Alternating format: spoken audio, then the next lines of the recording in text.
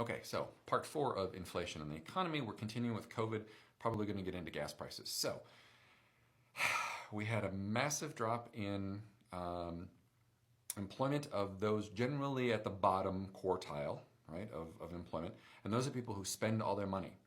Now, the people in the top 3/4, though, normally still had their job, but they had much less to actually spend their money on because restaurants were closed, travel was closed, hospitalities, Las Vegas, all that was closed. So people were spending significantly less money. That eventually changed, right, as people started to go to Home Depot and buy stuff to, work on their house or put in a pool. But initially, savings increased. Savings increased in the United States from an average of about 8% to 16% during COVID. So that was more money being pulled out of the system. So even though the Fed was shoving money out there, even though the government was shoving money out there, people were spending less. Everything was slowing down. Now we get into gas prices and oil prices, right? During COVID here in Wisconsin, gas prices fell to $2 a gallon, sometimes even a little bit less. And people have commented, of course, that Biden has, caused a problem and that gas prices are up. Well, it doesn't have a damn thing to do with Biden. Here's what it has to do with. We've started to go back to work. We've started to go back to school. So people are driving more. And this is globally, right? Not just here in the United States. The pandemic was a global pandemic which affected shipping and affected driving and affected everybody across the entire world, driving less, using less oil. And so prices dropped dramatically.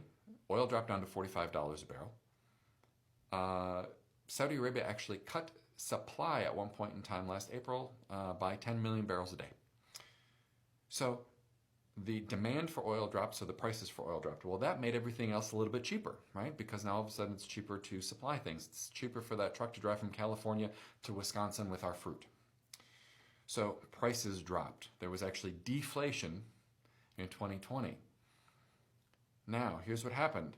Things have started to come back. People have a lot of money saved because they weren't spending money. Now the opportunity comes where restaurants start to open back up. Travel starts to open back up.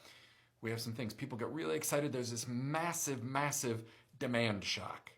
But supply is still down here. People aren't working in retail. People aren't working in hospitality. So what is going to happen? Prices are naturally going to go up.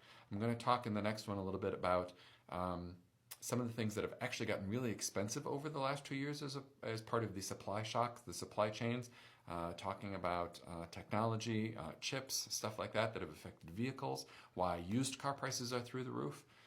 And it's all because of, or much of, is because of COVID. It doesn't have anything to do with government policies one way or the other, or monetary policies.